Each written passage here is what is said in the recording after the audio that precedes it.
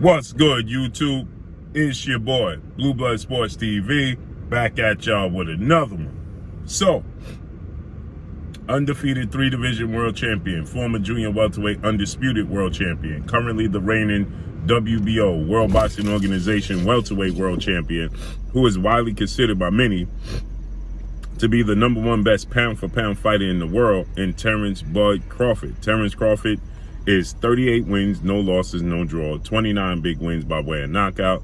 He's 34 years of age, 5'8", with a 74-inch arm reach. With that said, Terence Crawford was featured on actors Bill Bellamy, legendary actor Bill Bellamy's podcast, in which Terence Crawford, he talked about obviously the biggest fight in the sport of boxing, the biggest fight of his career against the biggest rival in his career, in undefeated, unified 3-belt WBC, WBA, IBF welterweight world champion, superstar boxer, who is widely considered by many to be top 2 best pound-for-pound fighters in the world, if not #1, but definitely top 5, in Earl the Truth Spence Jr. Errol Spence Jr. is 28 wins, no losses, no draw, 22 big wins by way of knockout, 32 years of age, 5'9.5", with a 72-inch arm reach, okay? And he also discussed why he has such a chip on his shoulder, and he also stated that his second goal is to fight and beat a close friend of Errol Spence Jr., in 3-time junior middleweight world champion, who is now the undisputed junior middleweight world champion, superstar boxer, Jamel Lyons Only Charlo, okay?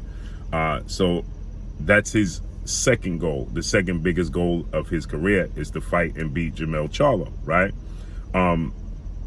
And I want to get into a few things he talked about, right? One in particular, he was asked what's the toughest fighter of his career, who was the toughest fighter that he's ever faced.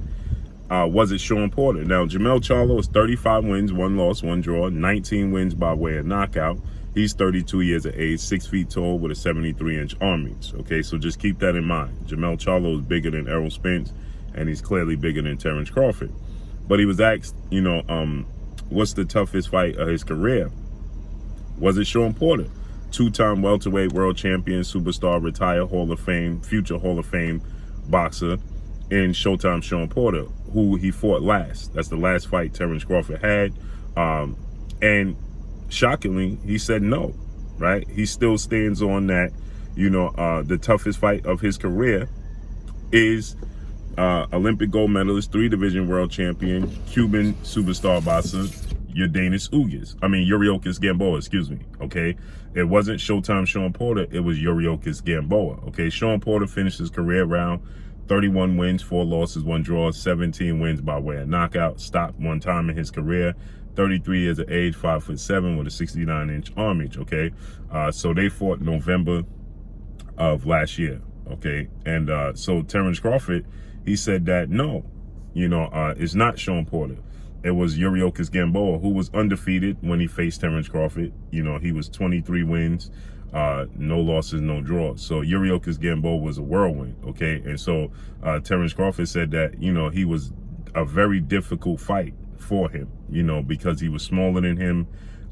He said he had very, very fast hands. He has a lot of power in his hands. He says he was like a whirlwind, right? He was like a little tornado, like a Tasmanian devil. He said, so he was the most difficult fighter he's dealt with. And he stated that on top of that, Yuriorkis Gamboa had a lot of power. And now, obviously in that fight, everybody points to the Yuriorkis Gamboa fight because Yuriorkis Gamboa, he hurt Terence Crawford a few times in that fight, okay? Gamboa finished his career now, 30 wins, 5 losses, no draws, 18 wins by way of knockout. He's 40 years of age, 5'5.5", with a 65-inch arm reach, okay? So Terence Crawford and Yuriorkis Gamboa, they fought some years back. And, that was the biggest fight in Terence Crawford's career at that point in time, okay? That was back in June of 2014. Terence Crawford, he got a 9th-round knockout victory over Gamboa. Gamboa was top 10 pound-for-pound best fighters in the world at that time, okay? He did come up in weight, but Terence Crawford, he dispatched the Yuriorkis Gamboa eventually. But he was hurt a few times in that fight against Yuriorkis Gamboa, and he's now admitted that, okay?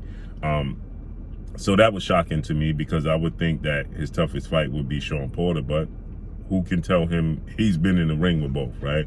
I don't think Sean Porter packed the punch that Gamboa packed, you know. So with the hand speed, the just athletic gifts, the physical athletic gifts of Yoriokas Gamboa, the foot speed, the hand speed, and the power, the combination of all, right? And there was big fights for Gamboa. He just was chinny, right? Everybody wanted to see Gamboa and Lomachenko, Gamboa and Mikey Garcia, Gamboa and Juan Ma Lopez. You know, those were big fights. They didn't come to fruition, but they were big fights with Gamboa, okay? Then Terence Crawford, he went on to talk about Jermell Charlo and how important the fight for him is against Jermell Charlo. And that, you know, he plans on becoming, you know, a 4-division champion, 3-division undisputed champion. And he alludes to him retiring. He said he wants to do it in a timely fashion. He don't want the sport of boxing to retire him. And it's just like what I told you guys. I think that Terence Crawford have 2 fights. If he's successful in this upcoming fight against Errol Spence Jr. and he becomes undisputed at welterweight, he's going to move up.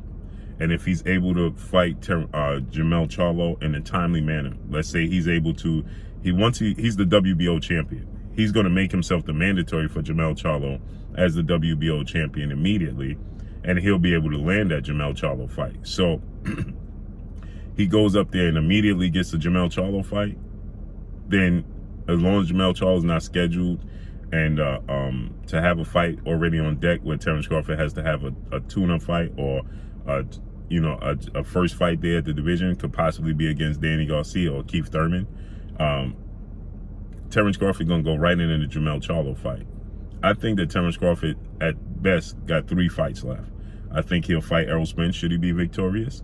I think if he can go straight into the Jermell Charlo fight, he'll fight Jermell Charlo. If he could beat Jermell Charlo, he's done. He's not going to defend his titles at junior middleweight, not going to defend the undisputed titles at welterweight. He'll be an undisputed 3-division world champion and a 4-division world champion overall, and undefeated, and beat the best guys at welterweight, the best guys at junior welterweight, and the best guys at middleweight, junior middleweight. So that would speak volumes for Terence Crawford in his career, okay? And so with that said, he said that he's not going to let the sport of boxing retire him. He's already on record saying that, you know, he's not fighting into his late 30s. Well, guess what? Terence Crawford, he will be 35 September 28th. So in 2 weeks, he'll be 35. Said he's not fighting into his late 30s. Well, he's already mid-30s. So that means he got about a year to 2 years left, okay? I don't think he's going past 37. And so with that said, that's a clear indication as to why Terence Crawford wants to max out on his contract with this fight with Errol Spence Jr., okay? Because he's going to be, you know, he's in the twilight of his career, and he senses it, and he wants to get out right now. He don't want to stay in the sport of boxing. And so he says that he truly is going to beat Jermell Charlo, and that's the name he wants, right? It's not that he obviously he wants to become undisputed, and he said Jermell Charlo has the belt, so that's the goal, but he wants to beat Jermell Charlo. Then, you know, he stated, he was asked about, obviously, Errol Spence, and he said the fight has to happen, right? He said the fight has to happen for his legacy. It's the fight he wants, you know, to solidify himself in the history books, and he has to make this fight happen, and he believes it's going to happen very soon, okay, which is great news. Now, keep in mind, this interview was conducted a week ago or so, right? And then he attests to why he has such a huge chip on his shoulder. And he revealed something that many people never knew. At least I know I didn't know. He had a massive growth spurt in the middle of his high school years. But he said that going into high school, right, he was 4'11" in the 9th and 10th grade. And he wanted to play sports. He wanted to play football. He wanted to play basketball, but he was just too small, right? And so he just couldn't compete in those things. So he entered in wrestling. He's a world-class wrestler, which height doesn't, play a part. So he became a world-class wrestler. Then he became a boxer. And, he said then, things happened that made him commit to the sport of boxing. But he had a major chip on his shoulder because he had the small man complex, right? So he admitted that he had the Napoleon complex, the small man complex, and that's always stuck with him. And that's why he has such a huge chip on his shoulder and always wants to prove everybody wrong. And that's why he's a dog in these fights, because he has that mentality of, nobody think I can do this because of my stature. Not because of his skill set, not because of his mindset, not because of his accomplishments or the lack thereof, but because of his stature. Terence Crawford thinks people view him still as that short guy, 4'11", in 9th and 10th grade in high school. And you just, off of sight, oh, you can't play basketball. Oh, you can't play football. Because once you see him immediately, is the first thought, oh, this dude's 4'11". He can't play basketball. He can't play football. You can't physically stature compete. And that's a big reason as to why he wants to go up in weight and fight bigger guys and take on the biggest challenges, because he views these guys, right?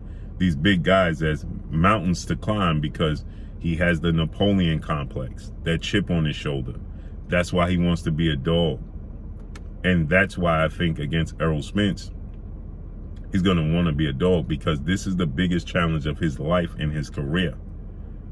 This is the biggest hurdle in his sporting life, okay? In his professional life, in his amateur life. This is the biggest challenge, the biggest threat to Terence Crawford his entire career. And so, yeah, he was the underdog before anybody knew him, the British Prescott fights and Ricky Burns and things like that. But no, Errol Spence represents a huge threat that people actually feel like he not only could beat him, but he could stop him. And then he views Jamel Charlo's stature and size as somebody else. Oh, you think I'm too small, not too skilled, okay, not too talented, don't have the accomplishments, don't have power. No, you just think I'm too small to beat him. And on top of it, I get to reap the benefits of becoming undisputed when I do it. That's why. But I also feel like that's why he's going to look to be a dog against Errol Spence. Now, Terence Crawford ring IQ is very, very high. And Errol Spence is a southpaw, fundamentally sound, who's a dog, who's big and physical. And the fact that Errol Spence said, you too small, that turned that light bulb on for Terence Crawford. Right? That triggered Terence Crawford from high school. That triggered him. Click. I'm too small. Oh, I got to fight him. He didn't say you're not skilled. You don't have power. You're too small. That triggered. That was a trigger from way back in when he was in high school. That I'm sure he heard at 4'11", you can't play basketball on the high school team. You're too small. You can't play football. You're too small. So he always defied the odds. But he had to do it in a different way, because just physically he was too small for those sports. To a degree, because there's 5'7" guys in football. There's 5'7" guys, 5'3", 5'6" guys in the NBA. But they are very elite at what they do. Not saying he couldn't, but they're a handful and chosen few. And so Terence Crawford, he has that Napoleon complex. Period. And that Napoleon complex, I fear, could be an issue when he fights Errol Spence. Because you can't fight Errol Spence's fight, regardless of what complex you have and what thought pattern you have and what chip on your shoulder you have. No, you have to fight Errol Spence smart. You have to be a strategic, skilled, technically sound boxer, which he has the ability to do. But I fear that his chip and that Napoleon complex in his heart is going to tell him, I could be a dog with him on the biggest stage and beat him at his game. And that could prove to backfire on him. But we got to see how it plays out. Can't wait to see this fight. It's the biggest fight in boxing, period. And that's all I got for y'all. Go check out this interview with Bill Bellamy. That's all I got for y'all, man. You already know what it is. It's your boy Blue, Blue Blood Sports TV. hate, like, comment, and subscribe. If you haven't subscribed, hit the subscribe button, hit the like button, hit the bell icon to get all the new notifications. Follow me on Instagram at Blue Blood Sports TV, all one word. Y'all already know what it is. Shout out to the entire LDBC. Shout out to Black Media Row. Make sure you like and share these videos. That's all I got for y'all. Peace.